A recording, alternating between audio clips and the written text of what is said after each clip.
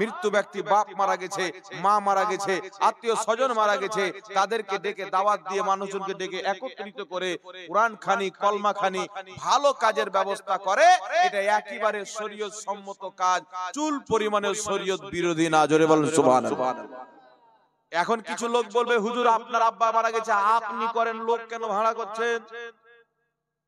আপনার আম্মা মারা গেছেন, আপনি নিজেই করেন, ভাড়া করা লোক দিয়ে কোনো কাজ নাই। তাহলে আমি বলবো, ভাই আপনি যে ইমামের পিছনে নামাজ পড়ছেন, ইমানের পরে সর্বপ্রথম ফরজ হচ্ছে নামাজ। আপনি যে ইমামের পিছনে নামাজ পড়ছেন, ওই ইমামটাতেও ভাড়া করা ইমাম না, কি বলেন? আরে জোরে বলেন, ভাড়া করা ইমাম না? ওই ইমামটা ভাড়া করা ইমাম। আপনার জানাজা পড়াবে ভাড়া করা ইমামে, পাঁচ ওয়াক্তের নামাজ পড়ছেন ভাড়া করা ইমামের পিছনে, বাপ মায়ের জানাজার নামাজ, বিবাহ পড়াচ্ছে ভাড়া করা ইমামে। তখন তো আপনি বলেন না, এখন কেন বলছেন? তাহলে কি বুঝতে পারা গেল যে কোন ব্যক্তিকে ডেকে যদি কোরআন তেলাওয়াতের ব্যবস্থা করা হয়, ইসালে সাহেবের মাহফিলের ব্যবস্থা করা হয়, এতে কোনো অসুবিধা নাই, একেবারে শরীয়ত সম্মত জায়েজ। এটা যুগ যুগ থেকে চলে আসে। ইমাম ইবনে কুদামা সহ অসংখ্য ফুকাহায়ে কিরাম বলেছেন, এটা অবশ্যই মুসলিমদের মধ্যে জায়েজ কাজ, বরং উত্তম কাজ। জোরে বলেন সুবহানাল্লাহ। এইবার চলে আসেন, সাহাবায়ে কেরাম ইসালে সওয়াব করেছেন।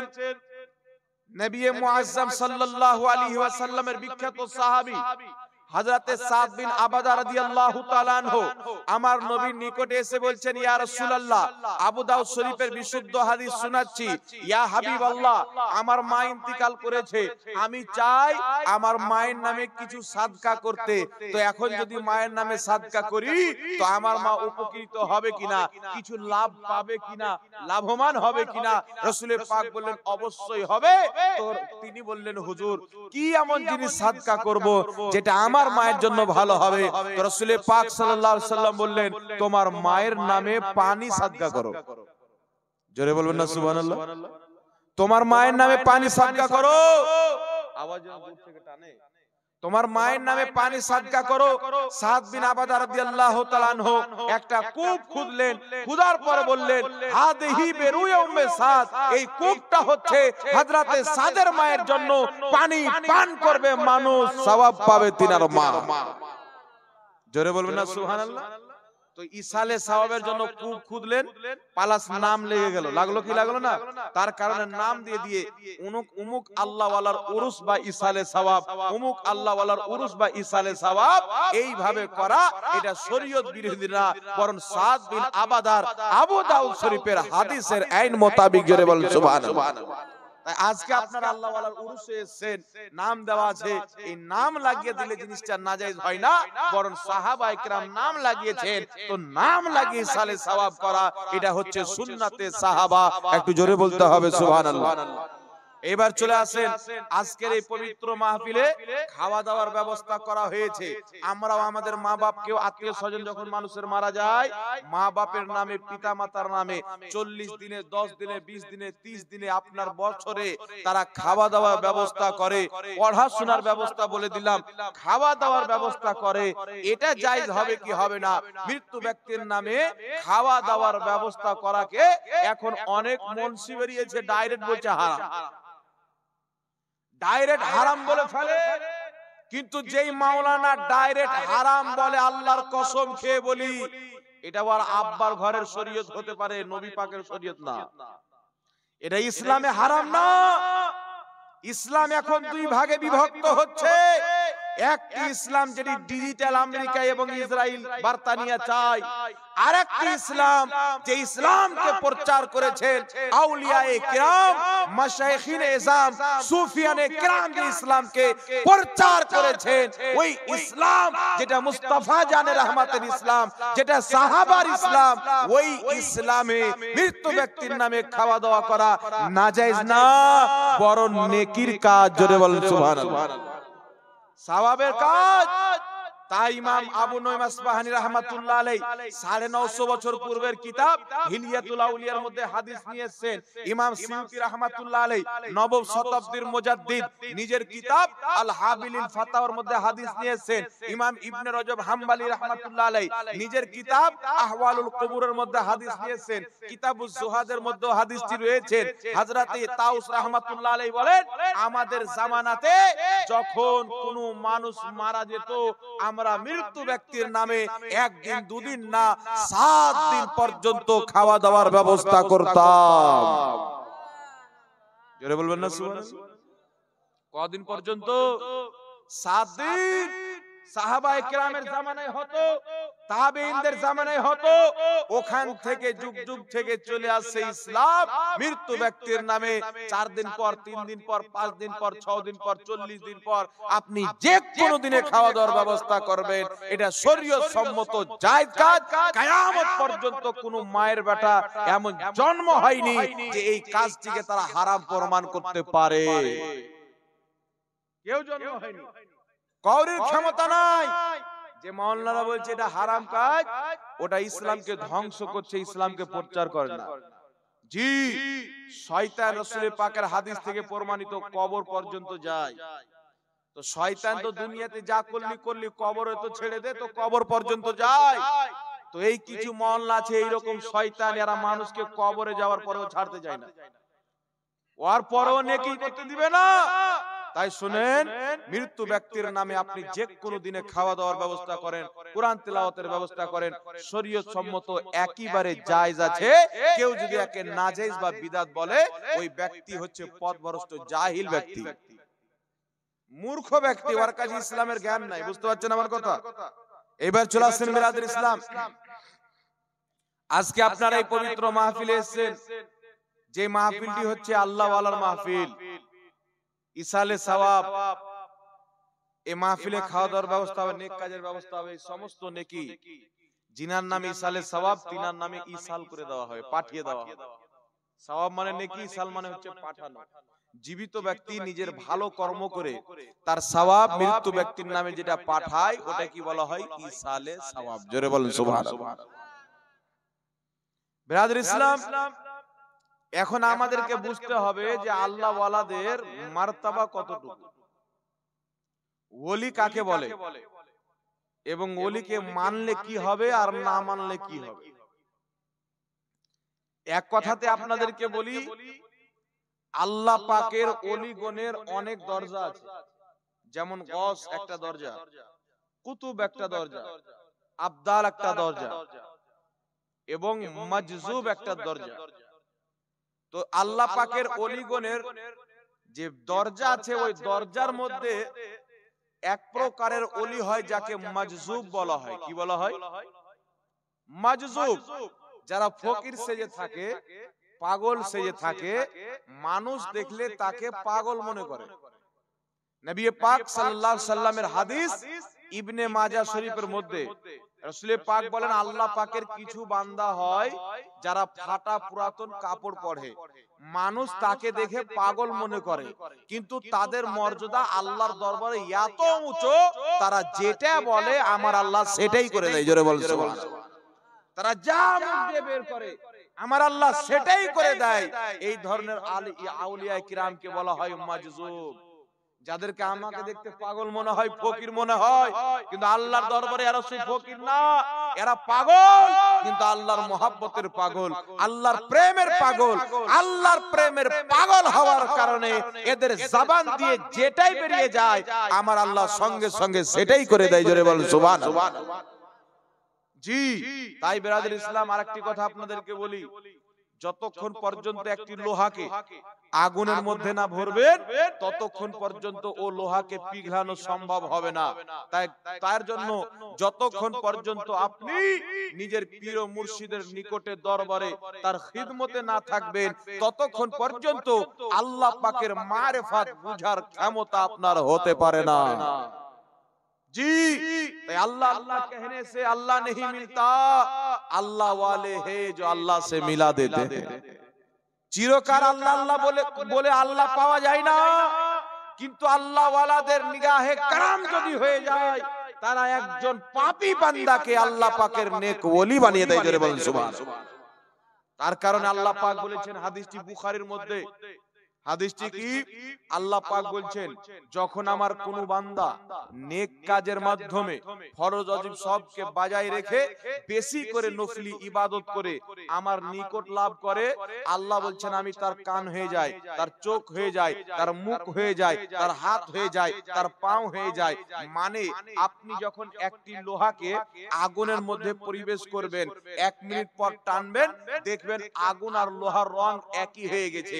তো যখন একজন বান্দা দুনিয়াকে ভুলিয়ে শুধু আল্লাহর প্রেমে ফানা হয়ে যায়, ফানা ফিল্লার মাকাম পর্যন্ত পৌঁছে দেয়, মহান রব্বুল আলামিন নিজের কুদরতি রব তার উপরে পরিপূর্ণভাবে চাপিয়ে দেয়।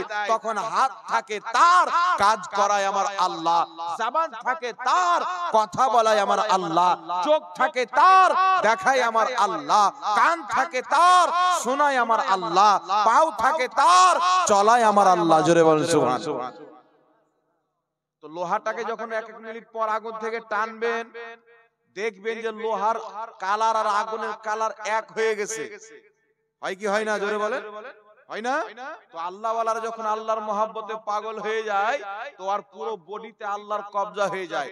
তখন তারা হাত দিয়ে এমন কোনো কাজ করে না যেটা আমার আল্লাহ চাই না, জবান দিয়ে এমন কোনো কথা বলে না যেটা আমার আল্লাহ চাই না। তার কারণে হাদিস শরীফের মধ্যে এসেছে, আল্লাহর ওলিদের দৃষ্টি থেকে বাঁচো, কারণ তোমরা দেখো মাথার চোখ দিয়ে, তারা দেখে আল্লাহর নূর দিয়ে। জোরে বলে, তোমরা দেখো মাথার চোখ দিয়ে, তারা দেখে আল্লাহর নূর দিয়ে। তাদের উপরে আল্লাহর কুদরতি কবজা হয়ে গেছে। তাদের জবান দিয়ে যেটা বের হবে আল্লাহ সেটা সঙ্গে সঙ্গে করে দিবে। তাই পীরে পীরা, মীরে মীরা, শহীদ শাহে বাগদাদ বড় পীর আব্দুল কাদের জিলানী রাহমাতুল্লাহ আলাইহি যখন মুর্দাকে জিন্দা হো যা বলতো, সঙ্গে সঙ্গে আল্লাহ মুর্দাকে জিন্দা করে দিত। আল্লাহু আকবার কবিরা। তাই বিরাদর ইসলাম, একটা মাকাম পাওয়ার জন্য, বেলায়েতের মাকাম পাওয়ার জন্য দুনিয়াদারকে ত্যাগ করতে হবে, নিজের নফসকে জেলে বন্দী করতে হবে, তারপরে আপনি আল্লাহ পাকের দরবারে বেলায়েতের মাকাম পাবেন। যখন একজন বান্দা ওলি হয়ে গেল, আরেকটি হাদিস বুখারী শরীফে ধ্যান দিয়ে শুনবেন, আল্লাহ তাবারাক ওয়া তাআলা যখন কোন বান্দাকে ওলি বানিয়ে দেন, ওলি বেলায়েত দেওয়ার পর, ওলি বানিয়ে দেওয়ার পর, সেই বান্দাকে মহান রব্বুল আলামিন মহব্বত করতে লাগেন, ভালোবাসতে লাগেন। আল্লাহ জিবরিলকে রাখবেন, জিবরিল আমার অমুক বান্দা আমার ইবাদত করেছে, আমাকে খুশি করেছে, আমি বেলায়েত দান করে তাকে মহব্বত করি, তুমিও তাকে মহব্বত করো। হযরতে জিবরিল আমিনও তাকে মহব্বত করেন। হযরতে জিবরিল আমিন আলাইহিস সালাতু ওয়াস সালাম সকল ফেরেশতার মধ্যে কথাটিকে ছড়িয়ে দেন, সকল ফেরেশতাও মহব্বত করতে লাগে। সেই ওলির মহব্বত আল্লাহ জমিনের মানুষের অন্তরে কলবে গেঁথে দেয়, আর দুনিয়া দীর্ঘদিন চলে যায়, তার ইন্তিকাল করা, তার মহব্বত জমিনে মানুষের কলবে থেকে যায়। জোরে বলেন সুবহানাল্লাহ।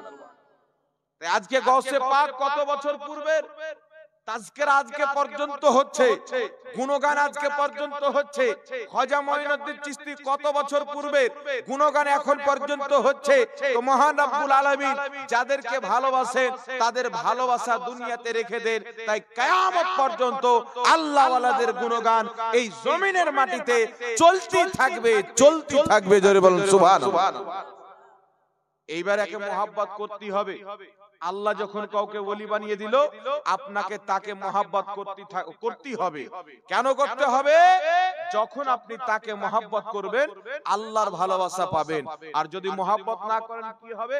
হাদিসটি বুখারী শরীফের, ক্বালা রাসূলুল্লাহ সাল্লাল্লাহু আলাইহি ওয়াসাল্লাম, ইন্নাল্লাহ তাআলা ক্বাল মান আদালি ওয়ালিয়ান ফাকাদ আযানতুহু বিল হারব। আল্লাহ তাবারাক ওয়া তাআলার প্রিয় রাসূল বলেন, নিশ্চয় আল্লাহ বলেছেন, যেই ব্যক্তি আমার ওলি বান্দার সঙ্গে দুশমনি করলো, আমি আল্লাহ তার সঙ্গে যুদ্ধ ঘোষণা করলাম। জোরে বলবেন না সুবহানাল্লাহ। যে আমার ওলির সঙ্গে দুশমনি করলো, বুগজ রাখলো, আমি আল্লাহ তার সঙ্গে যুদ্ধ ঘোষণা করলাম। যুদ্ধ তারা কি বুঝতে পারলেন? আল্লাহ ওয়ালাদেরকে যারা মহব্বত করবে আল্লাহ তাদেরকে মহব্বত করবে। আল্লাহ ওয়ালাদের সঙ্গে যারা বুগজ রাখবে আল্লাহ তাবারাক ওয়া তাআলা তাদের সঙ্গে যুদ্ধর ঘোষণা করেছেন। জাহান্নামে জ্বালাবে। তার কারণে আউলিয়া কিরামের মহব্বত, আল্লাহ ওয়ালাদের মহব্বত, এটা ঈমানের অঙ্গ, ঈমানের অংশ। যাদের অন্তরে ইনাদের মহব্বত নাই, বুগস ভরা আছে, তারা মুসলমান না। বুঝতে পারছেন আমার কথা বাবজি? সমস্যা হচ্ছে না তো? তাই আল্লাহ ওয়ালাদেরকে মহব্বত করতে হবে, এটা আমার আপনার ঈমানি দায়িত্ব। এইবার চলে আসেন, যুগ যুগ থেকে আমাদের শুধু দেশে না, আজ থেকে 100 বছর পূর্বে যান। কত বছর পূর্বে? 100 বছর পূর্বে যান। মক্কা এবং মদিনার যত সাহাবায়ে কেরামের কবর আছেন, আল্লাহ ওয়ালাদের কবর আছেন, প্রত্যেকটি কবরের উপরে গুম্বাদ তৈরি করা ছিল। কি তৈরি করা ছিল? জি, এই দেখেন মোবাইলে লিখবেন জান্নাতুল বাকি পুরাতন লেখেন। কারণ যুগ যুগ থেকে মুসলমানদের আকীদা ছিল যে আল্লাহ ওয়ালাদের কবরের উপরে, হক্কানি আলিমদের কবরের উপরে, সৈয়দ বংশের ব্যক্তির কবরের উপরে গুম্বাদ তৈরি করা, এটা শরীয়তে জায়েজ আছে। জোরে বলুন সুবহানাল্লাহ। কি আছে? জায়েজ আছে। তার কারণে আপনি আরবে যান, আরবে 100 বছর পূর্বে জান্নাতুল বাকি কমপক্ষে 10,000 সাহাবায়ে কেরামের মাজার আছেন, রওজা মুবারক। তিনাদের প্রত্যেকটা কবর উপরে গুম্বাদ তৈরি করা ছিল। ভাঙা হয়েছে কত বছর পূর্বে? কমবেশ 100 বছর পূর্বে। তারপরে যুগ যুগ থেকে ওখানে যারা আল্লাহ ওয়ালা আছে, পীর আছে, মাশায়েখ আছে, ওলি আছে, তাদের কবরের উপরে গুম্বাদ তৈরি করা ছিল। যুগের মুসলমান, পৃথিবীর মুসলমান ওখানে হজ করতে যেত, জিয়ারত করতে যেত। কিন্তু 100 বছর পূর্বে নজদি হুকুমত এসে ওখানকার মাজারগুলিকে ভাঙা হয়েছে। কত বছর পূর্বে? 100 বছর পূর্বে। আমাদের সমাজে কিছু লোক গালাত ফাহমিতে আছে, ভুলের মধ্যে আছে। কিছু ছেলে পেলে জিজ্ঞাসা করে, হুজুর সৌদি আরবে কোনো পীর নাই কেন? আমি বলছি শুনেন, সৌদি আরবে যেরকম পীর আছে, পৃথিবীর কোন দেশে সেরকম পীর নাই। জি, সৌদি আরবে সব চাইতে বড় মুর্শিদ মুহাম্মদ রাসূলুল্লাহ আছে। জোরে বলেন সুবহানাল্লাহ। জি, খাজা মুঈনুদ্দিন চিশতি রাহমাতুল্লাহ আলাইহির পীর খাজা উসমান হারুনি রাহমাতুল্লাহ আলাইহি, জিনার মাজার জান্নাতুল বাকিতে রয়েছেন, তিনার মাজারের উপরে গুম্বাদ তৈরি করা ছিল। হাজারো পীর মাশায়েখ ওই জান্নাতুল বাকি, জান্নাতুল মালা, বিভিন্ন কবরস্থানে আরাম করতেছেন, আর তাদের কবরের উপরে গুম্বাদ তৈরি করা ছিল। পূর্বের ইসলাম, হাজারো বছর থেকে, যুগ যুগ থেকে যে ইসলাম চলে আসছে, ওই ইসলামের মাননেওয়ালা মুসলমানদের আকীদা, ফুকাহাদের আকীদা, ইমামদের আকীদা ছিল আল্লাহ ওয়ালাদের কবর উপরে গুম্বাদ তৈরি করা শরীয়ত সম্মত জায়েজ আছে। জোরে বলেন সুবহানাল্লাহ। তাই এখন বর্তমান জামানাতে ইসলামের সব চাইতে বড় মার্কাজ, সব চাইতে বড় ইউনিভার্সিটি আল জামিয়াতুল আজহার চলে যান মিশরের মাটিতে। জামিয়া আজহার মিশরের ফতোয়া হচ্ছে আল্লাহ ওয়ালাদের কবরের উপরে গুম্বাদ তৈরি করা যায়। জোরে বলেন সুবহানাল্লাহ। জি, তাই মিশরের মাটিতে যান, ইমাম শাফি রাহমাতুল্লাহ আলাইহির কবরের উপরে সুন্দর গুম্বাদ তৈরি করা আছে। ইমাম ইবনে হাজার আসকালানির কবর মিশরে, গুম্বাদ তৈরি করা আছে। ইমাম বদরুদ্দিন আইনির কবর মিশরে, গুম্বাদ তৈরি করা আছে। আপনি ইরাকের মাটিতে চলে যান, ইমামে আজম আবু হানিফার কবরের উপরে গুম্বাদ তৈরি করা আছে। বড় পীর আব্দুল কাদের জিলানীর কবরের উপরে গুম্বাদ তৈরি করা আছে। এই হযরতে আমিরে মুআবিয়া সাহাবীয়ে রাসূল, তিনার কবরে গুম্বাদ তৈরি করা আছে, চাদরও দেওয়া আছে। হযরতে বেলাল হাবশী রাদিয়াল্লাহু তাআলা আনহুর কবরের উপরে গুম্বাদ তৈরি করা আছে, একটি চাদরও চাপা আছে। ইমামে আজম আবু হানিফার কবরে গুম্বাদ তৈরি করা আছে, একটি চাদরও চাপা আছে। তাই পৃথিবীর বিভিন্ন দেশে, জর্ডানে চলে যান, ইয়ামানে চলে যান, দামেস্কে চলে যান, ফিলিস্তিনে চলে যান, আল্লাহ ওয়ালাদের কবরের উপরে গুম্বাদ তৈরি করা আছে। কারণ ইসলামের আকীদা হলো আল্লাহর নেক বান্দাদের কবরের উপরে গুম্বাদ তৈরি করা, এটা জায়েজ আছে। জোরে বলেন সুবহানাল্লাহ। তাহলে এখন কিছু মৌলবি ভাঙার কেন কথা বলে? আমেরিকা, ইসরায়েল, তারা জানে, তারা লেগে আছে ইসলামকে মিটাবো। পশ্চিমা দেশ, তারা সবাই চায় যে ইসলামকে মিটাবো, ইসলামকে ধ্বংস করব। তো তারা বহু বছর পূর্বে থেকে চেষ্টা করেছে, যুদ্ধের মাধ্যমে ইসলামকে ধ্বংস করব, পারেনি। লড়াইয়ের মাধ্যমে ইসলামকে ধ্বংস করব, পারেনি। তারা এই করে ইসলামকে ধ্বংস করবে না যে সবাইকে গুলি মেরে শেষ করে দেবো বা পরমাণু আইটেম বম ফেলে দেবো। এইভাবে ইসলামকে শেষ করবে না। শেষ করবে কিভাবে? যুক্তি দিয়ে ইসলামকে শেষ করবে, ব্রেন খাটিয়ে ইসলামকে শেষ করতে চাইবে, বুদ্ধি দিয়ে ইসলামকে শেষ করতে চাইবে। তাই আমেরিকা, ইসরায়েল, বার্তানিয়া যারা দুনিয়াবি হিসাবে প্রচুর জ্ঞানী, আজকে ইউরোপ্লেন কে আবিষ্কার করেছে? ইহুদি নাসারারা আবিষ্কার করেছে। আজকে মাইক্রোফোন কে আবিষ্কার করেছে? ইহুদি নাসারারা আবিষ্কার করেছে। আজকে বক্স সিস্টেম কে আবিষ্কার করেছে? ইহুদি নাসারারা আবিষ্কার করেছে। আজকে মোবাইল ফোন, টেলিফোন কে আবিষ্কার করেছে? ইহুদি নাসারারা আবিষ্কার করেছে। এই ইহুদি নাসারা ইসলামের সবচাইতে বড় দুশমন। তাই আল্লাহ কুরআন পাকে বলেছে মুসলমানদের খুল্লাম খুল্লা দুশমন হচ্ছে ইহুদি এবং নাসারা। তোমাদের কোনোদিন বন্ধু হতে পারে না। যারা ইহুদি নাসারার সঙ্গে বন্ধুত্ব করবে তারা তাদেরই মধ্যে পড়ে যাবে। তার কারণে আমেরিকা, ইসরায়েল চাই, বার্তানিয়া চাই ইসলামকে ধ্বংস করব। তাই মুসলমানের মধ্যে ফিরকা কে তৈরি করেছে? আমেরিকা তৈরি করেছে, বার্তানিয়ারা লাগিয়ে তৈরি করেছে। শিয়া সুন্নি ভাগ করেছে, তারপরে খারজিদেরকে দাঁড় করিয়েছে, তারপরে আপনার ওয়াহাবি মতবাদকে দাঁড় করিয়েছে। বিভিন্ন রকমের মতবাদ বার্তানিয়া, আমেরিকা, ইসরায়েল মিলে তারা তৈরি করেছে ইসলামের মধ্যে কুরআন এবং হাদিসের নামে যেন ইসলামকে আমরা নলেজ দিয়ে শেষ করব। কি দিয়ে শেষ করব?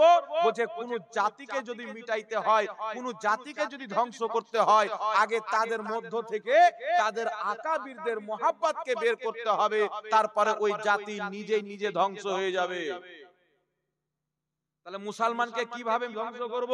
বলছে মুসলমানের অন্তর থেকে তাদের প্রিয় নবী মুহাম্মাদের মোহাব্বতকে মিটাইতে হবে, মুস্তাফা জানে রহমতের আদবকে মিটাইতে হবে, সাহাবায়ে কেরামের মোহাব্বতকে মিটাইতে হবে, আউলিয়া কেরামের মোহাব্বতকে মিটাইতে হবে। তো শুনো, যতদিন পর্যন্ত দুনিয়াতে আল্লাহ ওয়ালাদের, সাহাবায়ে কেরামের কবরের উপরে গুম্বাদ তৈরি করা থাকবে, ওই কবরগুলি তারা জিয়ারত করবে, তাদের অন্তরে নবীর মোহাব্বত, সাহাবার মোহাব্বত, আল্লাহ ওয়ালাদের মোহাব্বত মজবুত হয়ে থাকবে, গেথে থাকবে। আর যতদিন পর্যন্ত তাদের অন্তরে সাহাবায়ে কেরাম, আউলিয়ায়ে কেরামের মোহাব্বত গেথে থাকবে, ততদিন পর্যন্ত তাদেরকে মিটানো সম্ভব হবে না। তো সব আগে কি করো? মুসলমানের মধ্যে একটি দল তৈরি করো, একটি ফিতনা তৈরি করো, একটি গ্রহ তৈরি করো, যেই গ্রহের হাতে হাদিস ধরিয়ে অপব্যাখ্যা করে দেওয়া হোক, সেই ব্যাখ্যাকে নিয়ে তারা আল্লাহ ওয়ালাদের মাজারকে, সাহাবায়ে কেরাম রওজাকে ভেঙে মিসমার করে দিবে। মুসলমানের অন্তর থেকে তাদের মোহাব্বত কমে যাবে। এদের পরামর্শ নিয়ে, এদের হাতে হাত দিয়ে সাহাবায়ে কেরামের মাজারের উপরে গুম্বাদকে বম দিয়ে ব্লাস্ট করে ভাঙা হয়েছে। জান্নাতুল বাকিতে, জান্নাতুল মালাতে ফাতিহাতুল কুবরা রাদিয়াল্লাহু তাআলা আনহার মাজারকে ভাঙা হয়েছে। মা ফাতিমা রাদিয়াল্লাহু তাআলা আনহার মাজারের উপরে গুম্বাদ তৈরি করা ছিল, তাকে ভেঙেছে কে?